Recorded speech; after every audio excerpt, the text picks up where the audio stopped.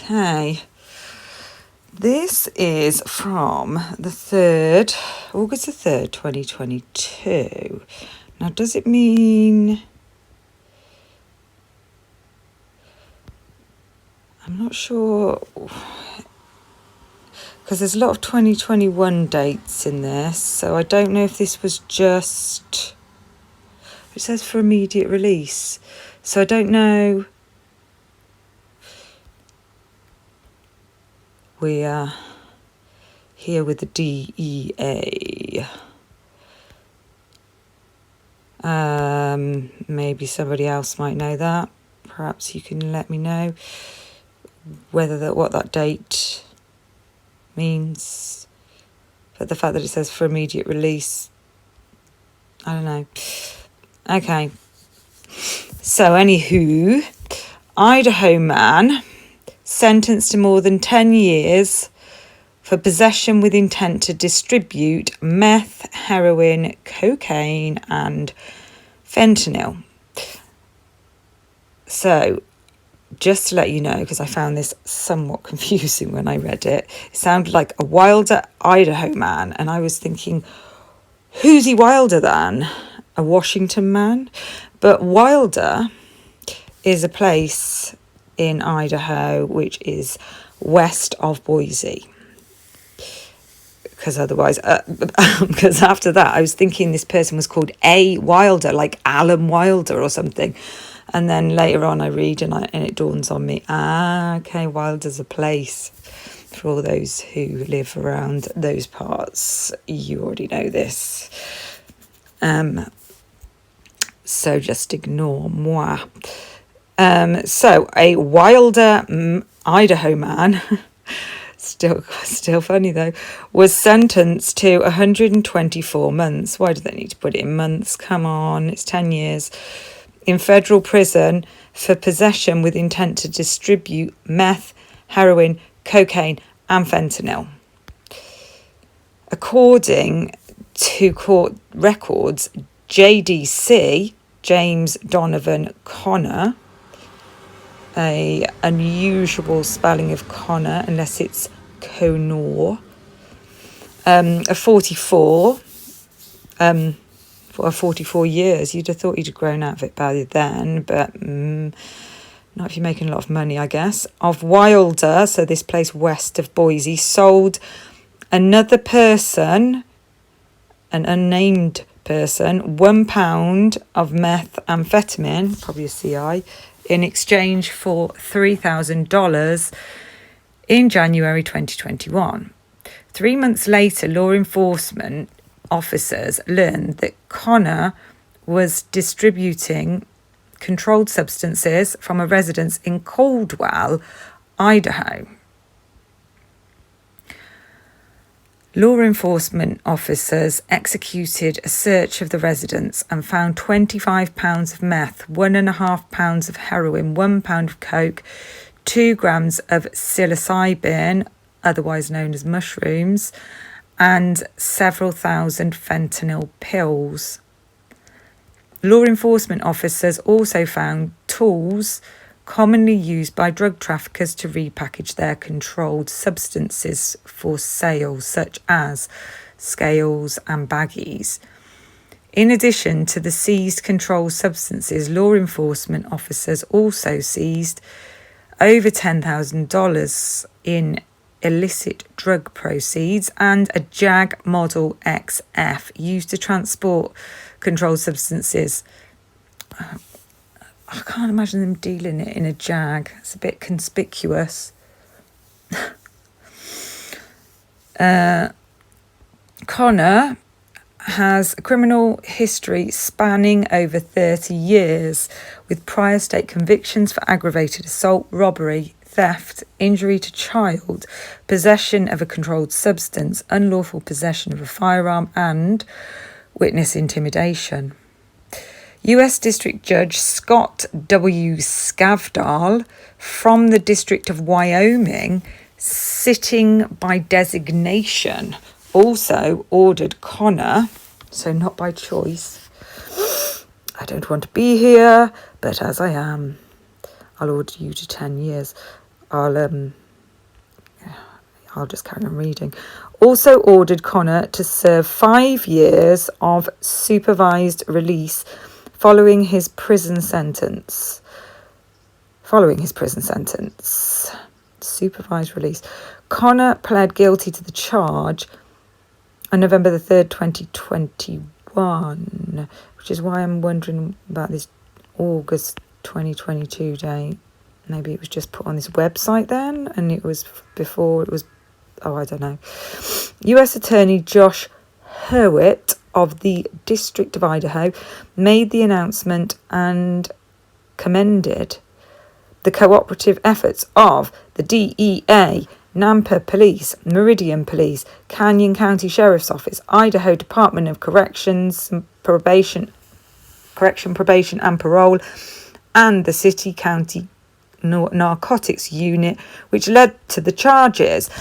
Let's all pat each other on the back. Pats on the back all round. Well done, fellas, mainly, I would imagine. This case was prosecuted by the Special Assistant, I found this a little bit interesting, United States Attorney hired by the Ada County Prosecuting Attorney's Office with funds provided by the HIDTA, High Intensity Drug Trafficking Areas. So this then tells us, if you carry on reading, that there is high intensity drug traffic between Oregon and Idaho. There's a drug trafficking corridor, if you will, between Oregon and Idaho. And I will say, and shoot me down if you like, and throw rotten tomatoes at me, but one of the victims' uncles lived in Oregon for a considerable amount of time and has a criminal record in Oregon, which is not unsubstantial.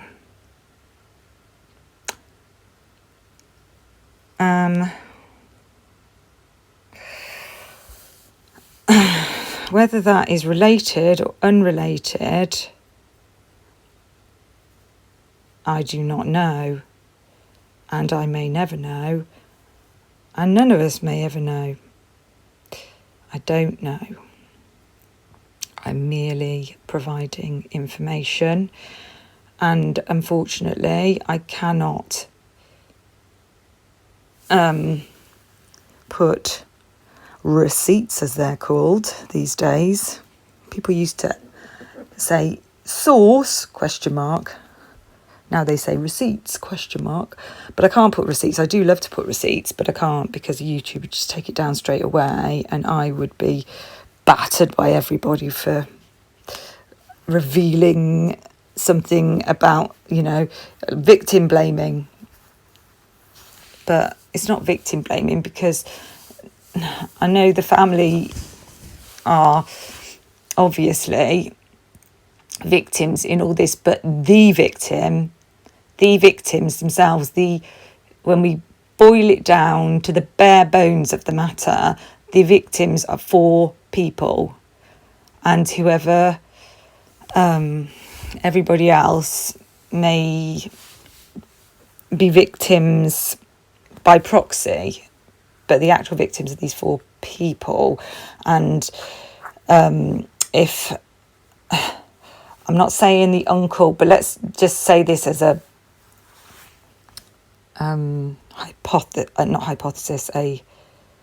a hypothetical, basically. If my uncle or my auntie or any member of my family harmed me, I wouldn't want them to be considered a victim. So you don't get to be a victim just because you're an extended member of the family. So I'm not saying this person was or wasn't involved. So I look like I'm throwing shade, but I feel that it shouldn't be discounted just because the mainstream media, as I realised after finding this information, had early on in the case said, demonised, once again, so-called online sleuths. Online sleuths are throwing shade, they're victim blaming, they're family member, but these mainstream media want to tell you about this, but they don't want to have the blame for telling you about it, so they can blame it on unnamed folk who are apparently armchair detectives and citizen sleuths, whatever you want to call it. Anyway, yeah, so I am merely sharing information, and that is only because this has come up that there is a high traffic drug corridor between Oregon and Idaho, which I found interesting. I also find interesting, and apparently it's been debunked by none other than MPD, that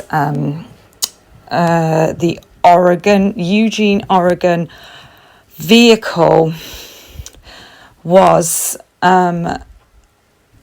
apparently nothing to do with it, but they can say what they want. Basically, they can say what they want. We can't refute it because unless we've got proof, and even then, you know, who are most people going to believe? The man with the badge or the person on the demonised internet, the dreaded social media?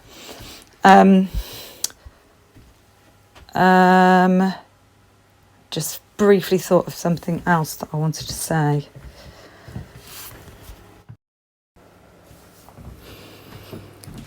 Yeah, the other thing was that so this place, the red marker, is marking a place called Stevenson. Stevenson is in Washington, but as you can see, it's very near the border of Oregon. And just noticed there's a reservation there as well. It's also near a place called Yakima, and Yakima is going to come up in another case as well. But the reason Stevenson is of interest, it's not necessarily of interest, but I am mentioning it for this reason, which may be of no relevance whatsoever, so obviously bear that in mind. It's just information, but I don't know if this is known, because I have only been looking at this case for a couple of months, and the reason is, well, for one thing, I was interested in a case that I've mentioned a few times. You might get fed up with mentioning it, is the Nicola Bulley case, or disappearance of a woman in the UK, and so I was focused on that at the time. I had not even heard about this crime until Brian Coates. So that's another thing with people from UK, right? I don't think many people were that aware of this case, especially because of the Nicola Bulley case. The 4 Idaho students, and only became aware of it when there was this big announcement about Brian Coburg. I mean, I don't know, it might have been, I don't know if it wasn't big mentioned. I can't remember it being mentioned. Maybe it was. I mean, I'm a true sort of true crime, Riverside, California, deep in that. So maybe I really didn't particularly become aware of it until it was. I have to give you the context. It's not even the context, it's just an extra. So this case wasn't a big because I've completely forgotten what I'm talking about. Yeah, no, I do know what I was talking about. I was talking about the fact that I don't know sometimes if information has been put out, because a big reason that I didn't get into it, besides the fact that I was interested in that, and then I was looking at something else actually very fascinating if you look deep dive into bit old school, a bit going back a bit now, the Columbine. It wasn't. There's so much more to Columbine than people realise, and oh my god, I fell down an abyss with that one. There is so much to that. But so I was sort of like completely deep diving into that, but also I don't like it when somebody, like, in fact, this is what did make me get interested in it. That I like a mystery for a start, so they've got their guy apparently, but then I was thinking, oh my god, this just seems like pitchforks. This seems medieval, and this guy hasn't. This hasn't even been to court. What kind of a jury would these millions of people? These are the people that go on juries, and yet all this is put into the public domain. All this information, like, it just seemed, and I could see that the media were playing into the hands of the authorities, and then I think I ended up catching that when the attorney for the family was talking to the judge, and arguing with him basically about the gag order and that, and I was like, what the hell, what's going on? And he was sort of like, clearly not, this wasn't against at odds with the prosecution. He was at odds with the prosecution. I was like, what the hell is going on here? And it sort of stemmed from there. And I think it was also, I watched Brian Koberger and the traffic stop with the police lady, and the fact that he'd driven into one of those boxes. I have sympathy with people who do stuff like that, because that's the kind of thing I do all the time. I would have been so belligerent in that situation, although I might have been a bit better because she was with her, because she seemed an okay officer. But what was really grinding my gears was these stupid. They just should be ashamed of themselves. These, apparently, I don't know, I can't remember what their roles are, psychologists, and they're examining how he speaks, how he behaves, and I'm just like, oh my god, are you serious? Saying, look how cold and calculate. What, from this traffic stop? Are you kidding me? I've seen worse people at a traffic stop, haven't we? Like, people arguing and like he just seems like that's just ridiculous. And I just thought, what the, that was enough to irritate me. Anyway, I just started looking into it. I can't remember what else there was. No, this was the big thing. Look at them evil twins. They look like evil twins. Oh my god, they do look like twins. There's a which one's older? I've forgotten. Um, oh, it's kind of interesting. Um, so it was the fact that, well, it was put out in the media that he had 2 years experience. Uh, Old Brett Payne, and was apparently like leading the investigation, and he's a corporal, not a detective. Actually, it's 4 years experience. He joined in 2018 and he was in the military police before that. Now, don't start bringing the military into things. Once you start doing that, I'm like, this all seems a bit weird. And then there's a knife with a spot of DNA on it, and as far as we know, no DNA anywhere else. And then there's their link with this hairy fella here. But they put out a picture of him when he was like 18 or something. And I don't know if they're actually in the exact same unit. Perhaps somebody, I don't know. I've heard different things, but I know they were in the paras, weren't they? The paratroopers. And is it Fort Bragg that they were at some point? And also, yeah. So that connection was just weird, and him. I think it might have been with the like hearing about that. Just started like. I think I was just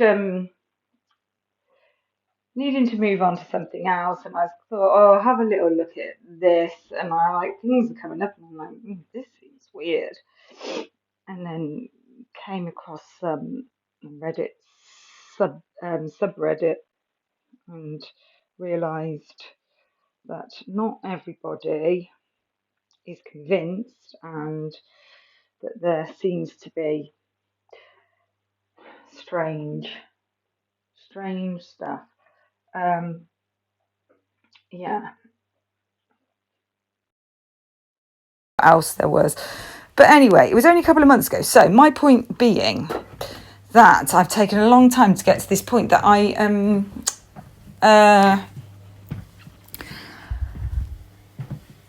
may not, this information may already be out there, but I don't know. That Kaylees' grandfather is from Stevenson, okay? And he died in June before the murders. I'm kind of surprised with somebody like Steve, or just with Christy, with anybody, them not mentioning the grandfather dying, like saying, the family have been through enough grief, and or that, more grief on grief, and also the mainstream media, they pick up on any little tidbit of information, and to not say, it was only a few months ago that Steve Gonsalves' own father passed away, so the family were already in grief. And how has it not been mentioned? Maybe I've missed it, but I can't see it anywhere from having looked. So this is definitely grandfather, right? So I'll read on and you'll see. So he was 71 apparently when he died. He was a resident of Stevenson since 78. Uncle, this guy's son, so Steve Senior's son, also lived in Stevenson at some point. Definitely in 1999 is all I have regarding that. Stevenson was born on April 10th, 51 in Merced, California. So the whole family's from California. Like, they all lived in California for quite a while. To Gerald Gonsalves and Betty Shelby. He worked in construction industry as a mechanic. He served his country in the US Army. He enjoyed music, hunting and fishing. Stephen is survived by his wife Cheryl at home. Sons Stephen, Christy in brackets, of Rathdrum, Idaho. Nathan Gonsalves of Cornell, Washington. Brothers Dennis of Sherman, Texas. who I've mentioned before because of Kaylee moving to Texas. I didn't realise before that it was a great uncle. I thought it was an uncle. Greg Gonsalves of Turlock, California. Sister Bettina of Turlock, California. 6 grandchildren, 4 great-grandchildren. So there you go. So yeah, he's from Stevenson. And also,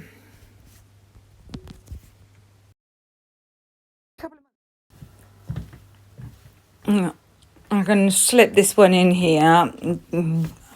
You two can decide whether it's allowed or not. I mean, it's in the public information, so I don't know if it's not allowed. Scarmania is the area that Stevenson is, by the way. So this is a filing by Cheryl Gonsalves. So Cheryl is the grandmother. So Steve Senior's wife, Steve Junior's dad, Kaylee's grandma. She's filed a domestic violence charge. So she filed it on October 13th, 2015, right?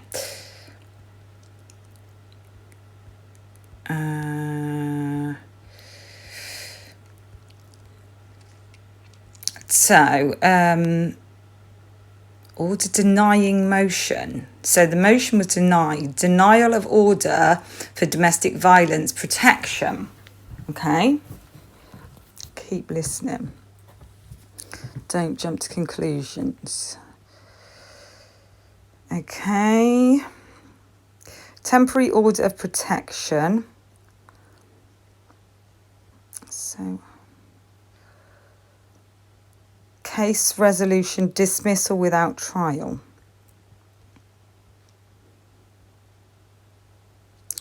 Confidential information form.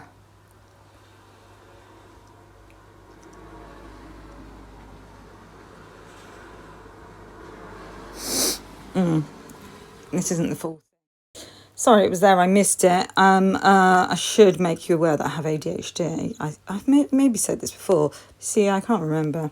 And I find it very hard to look through lists of things. I find it difficult to pick out information.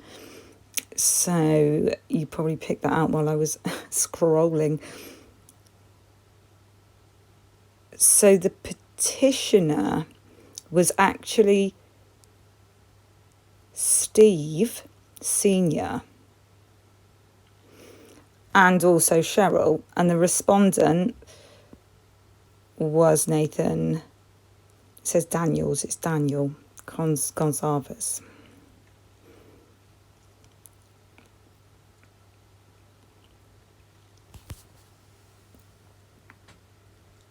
So it's just a bit of extra information for you.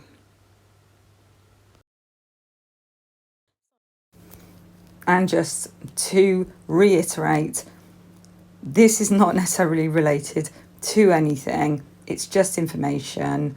I'm just picking up on, I might be adding 2 and 2 together and making 5. And this may be, and probably is, completely unrelated. But I am rightly or wrongly sharing it nonetheless. I do feel a bit uncomfortable about sharing it, to be honest, but I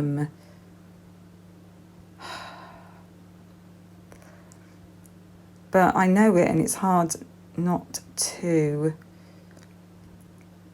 Confidential information form.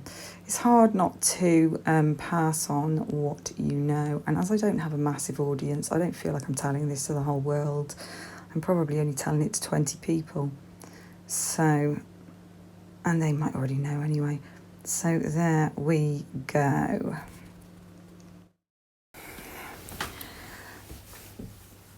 And the other thing is that, so on Radaris, so you can look people up on here.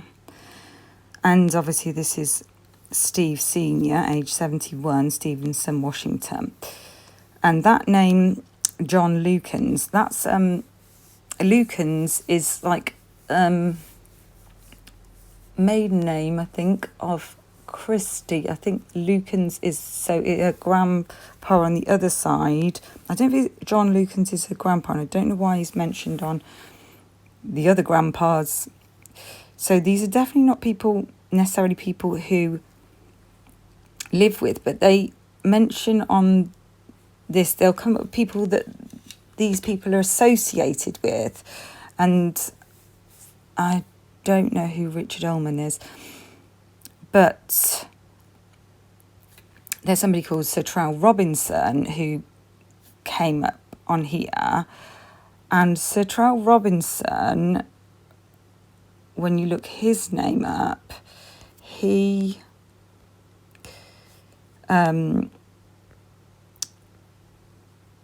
comes up, and it might not be the same Sir Trowell Robinson, but that one says 39-year-old, this says 38-year-old. I don't always get the... So, sort of drug-related charges. He was also, from what I can tell, was paroled, I think it was in October 2022.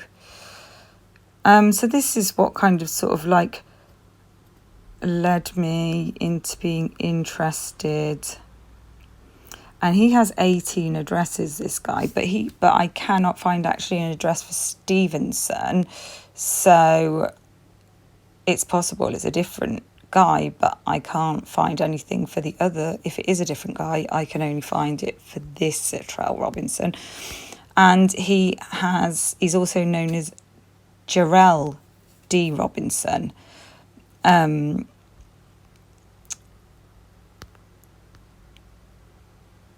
interestingly, Jarrell D. Robinson, again, whether it's the same Jarrell D. Robinson or not, I'm not sure, but I don't know. You'd need to look it all up for yourself. So I'm just telling you what I've found, and it needs further looking at, really, for anyone to, not a good idea to jump to conclusions.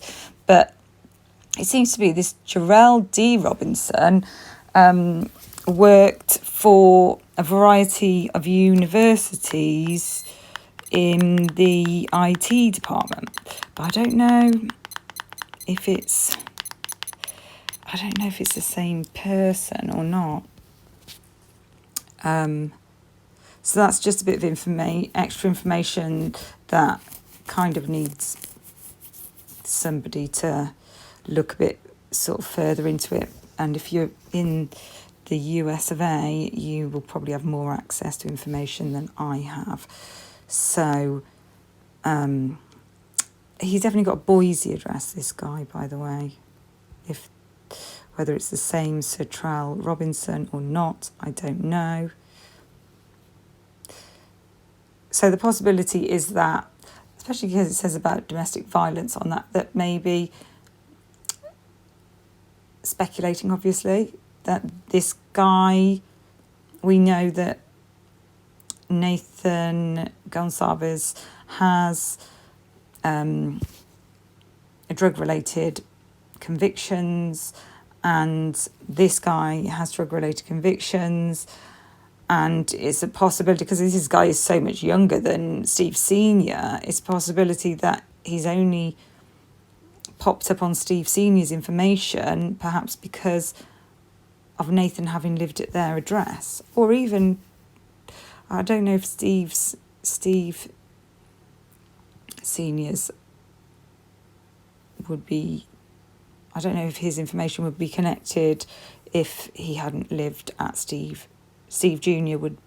His information would be connected if he hadn't lived at Steve Senior's address. So I'm assuming if there is a connection with one of Steve Senior's sons and Sir Trowell Robinson, that it's more likely that it was Nathan due to his background, his criminal background, and the fact that he possibly lived with his parents for a while.